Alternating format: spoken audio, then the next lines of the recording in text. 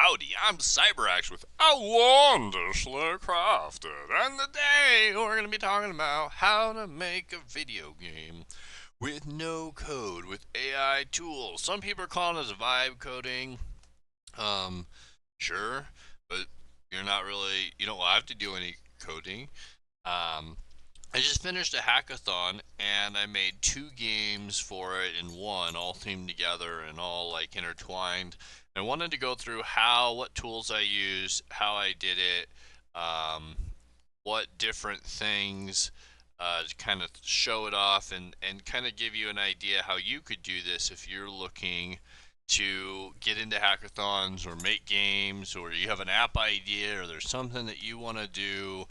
Um, and that's just who's it for. I think pretty much anybody can do it. However, you have to know at least the basics of how like an interface works or how it should look, or how you have to know at least enough to keep the AI in bounds. And when something like a button isn't working, you need to at least be able to say, hey, this button doesn't look right, move it to the left or move it to the right, or basic problem solving skills. So if you could do like a PowerPoint presentation, or you can do a Word doc or Excel, or you can do any normal interaction with an app, you should probably be able to do this. So uh, you can see we have games going on here with special effects, with 3D models.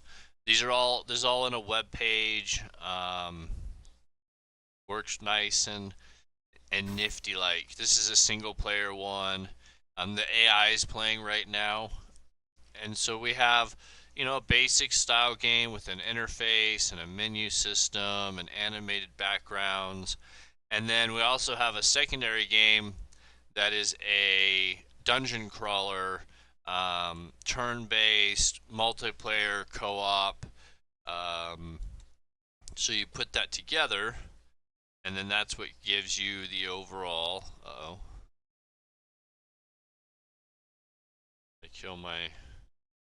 I broke it. Okay, so that's what gives you the overall stuff.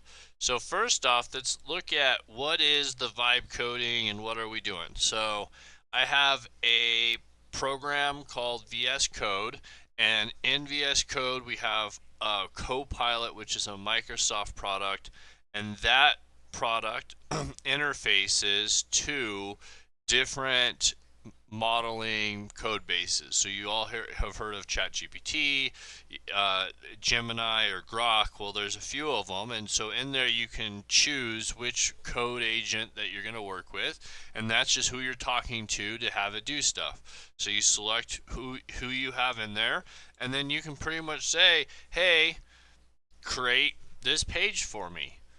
I need a web page, and I need it to have these buttons, and I need it to look like this, and here's what I'm thinking, and this is what it should do. And then it's just gonna do it and make that page. And that's what I did with this. Oh, I already have it here. That's what I did with this web page. Is I said, hey, we made these games. We're doing a hackathon, so make me a web page with what problems we're solving, and then we need to have some links to our intro videos, and then we need to have some features and talk about what features we did, and we need to, and it did really good for the first part. It like puts a lot of this in, but then it didn't do good icons. It just did cheesy icons. So then go back and say, hey, change out these icons for our icons that we made. And so same thing, and then it says, well, I don't have any screenshots, so I'll just put blanks in, and then you say, here's the screenshots, and you give it to it.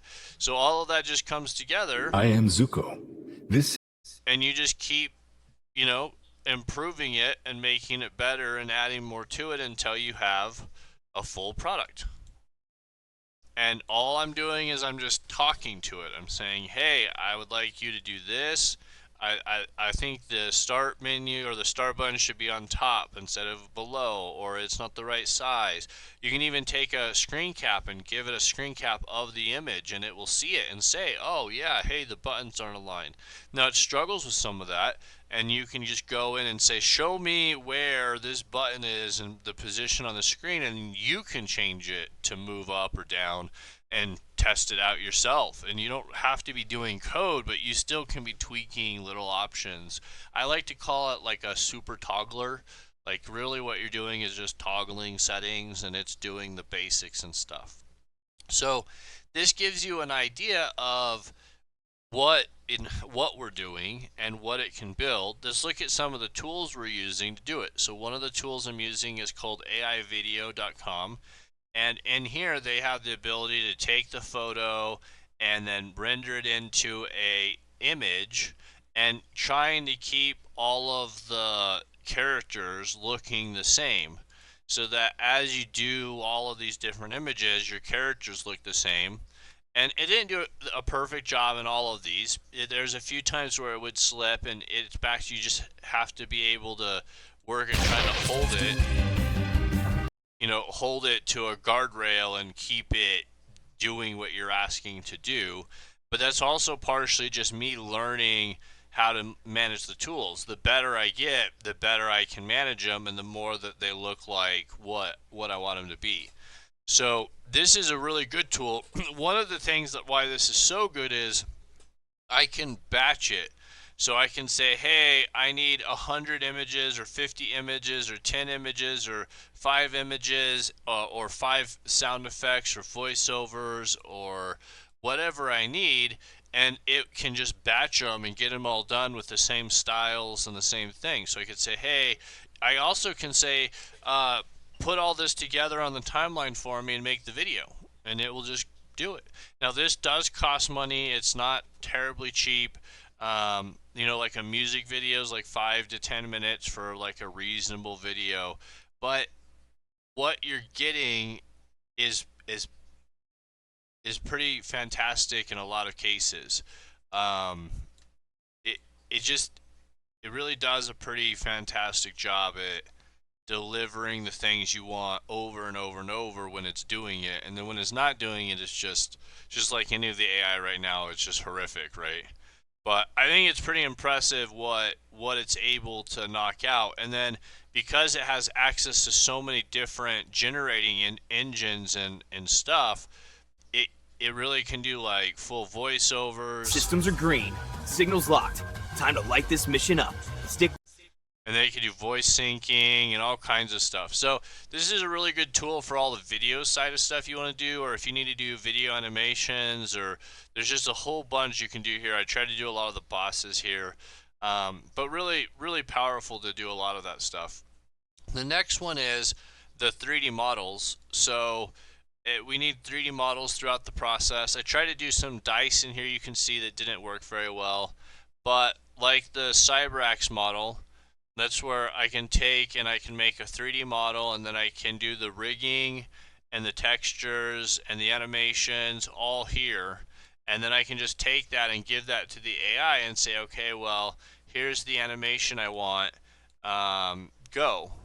And then it's just gonna go and knock it out. And this still has some trial and error. The size is a huge issue, like so that they're not massive. This is one of the reasons why the games are so big, is because I'm doing really, hugely high quality stuff. But this is another really powerful tool, and you can literally take like your face, like for the CyberAxe one, you can take your face. Like it's not perfect. Sometimes it's better than others, but you can take your face and put your face on the model as well, which is fun. So this is another great tool for that. The last tool that I used was Envato, which I've used for 5 or 6 years. They have a huge database of just everything. So like if you ever see those, this video logo rendering of the top comes from Envato. They have lots of After Effects and templates for everything, and just millions and millions of assets of everything how we used to do it. But then they also have all of these new tools for image editing. They have a really good Nano Banana. They have a full image editor, and then they have this video generator. And so a lot of the animations I did through the video generator by just putting them in. And the nice thing is here you have this front and this back, and then you can just say animate. and they have a really good program right now where it's like $160 or $180 a year for unlimited usage. So it's a really nice thing. I don't know if video unlimited usage will last. It might only last the next month, and they may go back to like a point system or something, but everything else is unlimited projects. So if you need audio or sound effects or other stuff that's more stock stuff, they have that, and then they also have some other features to actually try to generate and do that stuff. So if you take these three products and you put it together with the VibeCoding or VS Code with Copilot and then Claude, you can in 3 weeks put what you see here, in essence, two full games, um, with the music and sound effects and um, all of the different things. And you may say, well, I don't like turn-based and I want to do whatever. Your naivety will be your downfall as I shatter the last You can remnants do of your whatever you pitiful want. secrets. I think there's a lot of options of what stuff you can do. So I don't think that there's any like limit of, hey, I can't do this, or I think I mean I put all of these in web browsers. So I think that I don't know why this background's not loading properly. My server must not, or must probably just needs restarted is most likely the issue. Let's try it one more time. So with Dungeon Master, let's go up a level, a store. One of the things I really like about how this works is, I ask it, hey, I want to have lots of detail on the product so that there's a lot of backstory, because in this game there's no privacy, and so like the items themselves have backstory to them, and there's things that it just goes out and it just like knocks them out. Like it goes in and it just starts adding all this stuff in here. This fresh veggie has 3 cricket legs in it.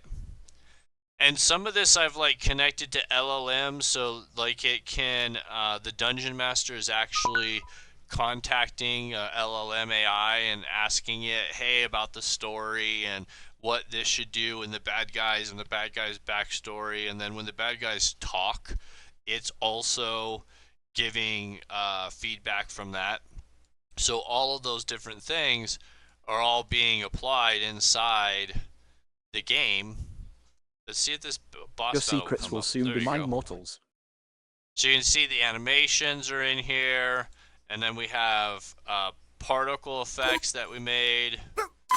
And once again, it made a particle effect system for me because I needed it, and then it made it a particle editor for me because I needed to be able to make my own particles. And I just tell it what I want. And then you heard the free will, the AI popped up and started talking, so we could say like howdy, and we can talk back to him. Oh, he's dead. We can't talk to him now. We already killed him.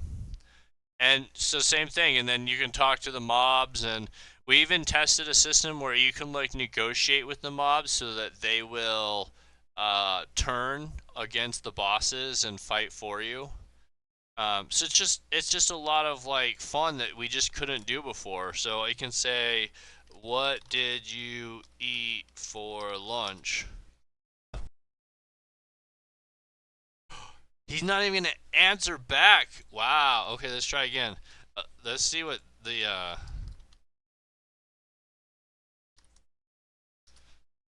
captive. To be honest, I didn't have a chance to eat. I was taken by those transparency crusaders and thrown in here, and I haven't had anything to eat since breakfast this morning. See? So it goes out, it contacts the LLM, it says, hey, here's the backstory of the captive, this is the game, and then it comes up and gives me, and then on the server that we put together, it has a TTS system, voice or text to chat, so it's giving you that text to chat through our own server offline, doesn't cost any money to do.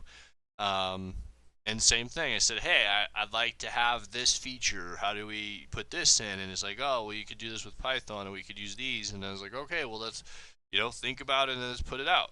And of course I'm making it sound like it's super easy, and it's like working with a 6-year-old that has the brain of a 1,000 IQ, but at the same point, it is doable and it will get easier and easier. So if you have that idea, or you're looking at a way to get into hackathons, you're looking at a way to get in and do these things, I think that it's definitely the time to start jumping in and starting to think about it and look at what options there are. Even like the sound effect there, I didn't choose any of those. I just said, hey, I need sound effects for Zancast, idle, taunt, attack, heal, and then the AI just went out and just did it. And it knew that he's a monk, so it gave him a monk audio, right? Now for me, for Cyberax, I wanted to smoke a blunt, so then he has a little blunt smoking. And for Zuku, I wanted him to actually drink his coffee, so Zuku's got a coffee he drinks. And all of those were just done through the Envato, just putting last frame, first frame, and then saying animate seamlessly, Zuku drinking a coffee with a zebra texture. That's it. So you put it all together and you get something like this. So if you're looking at, hey, I have an idea, or I've always had ideas and I feel like I can't get them out, I'll just be honest, like for me, I feel like I kind of have a sickness where my whole life I've had these ideas and these images in my head. This arcade game, I came up with this concept, this idea, I don't know, 15 years ago, where I wanted to do a play field for a Tetris style dropper puzzler, but I wanted to make it 3-dimensional, where you could have a 4-person, so you could have you plus 3 people playing on the same field, so the same puzzle. And this is the first step of that.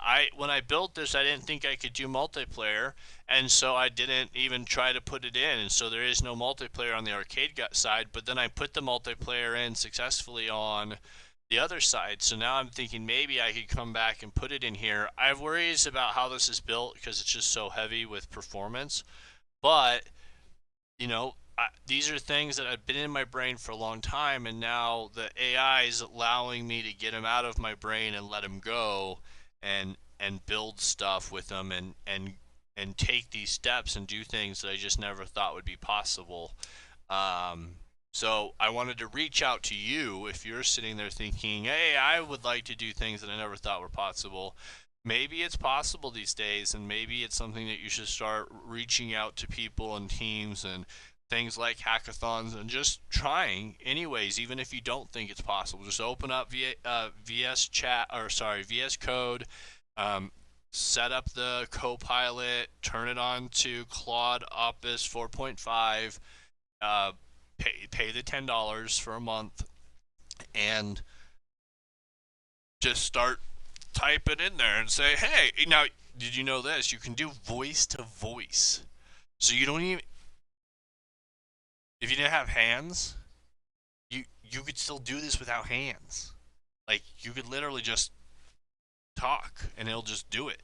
So think about it and try it out. Start with like a web page and say, hey, make me a web page about my family history, do some back search about it. Now keep in mind that the code agent isn't great about like searching the internet for history.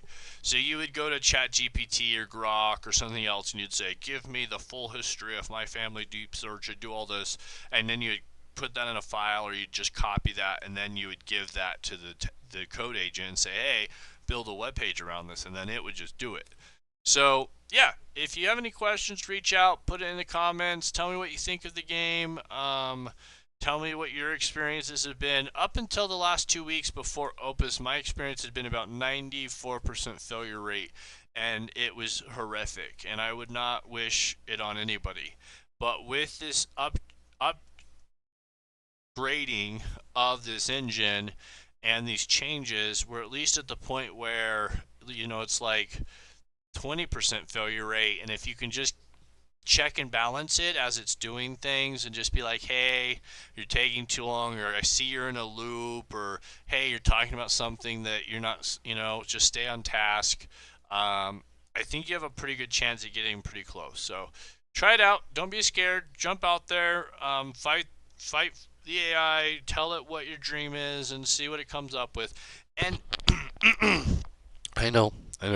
If you make $1 million or $1 billion or $1 trillion or something, could you scan the little QR code and send me a VZ Cash, or send me a few dollars, or give me a little credit? Said, hey, CyberAxe taught me this, or like and subscribe, ring that bell, something, because anything helps. Thanks for watching and subscribing. Just to give you an idea on this project, overall, code-wise, money-wise, it's costing about $200. So asset generation tokens, programming tokens, and keep in mind, like, there's a lot of failure and there's a lot of back-end stuff, and I wouldn't do something this complicated, for what you're doing right off the bat if you just want to spend $10. But I think it's well worth getting in, but that gives you kind of an idea. If you're going to go out and put a full game in and you're going to spend 3 weeks just knocking something out with 1,500 assets, 3 gigs of assets,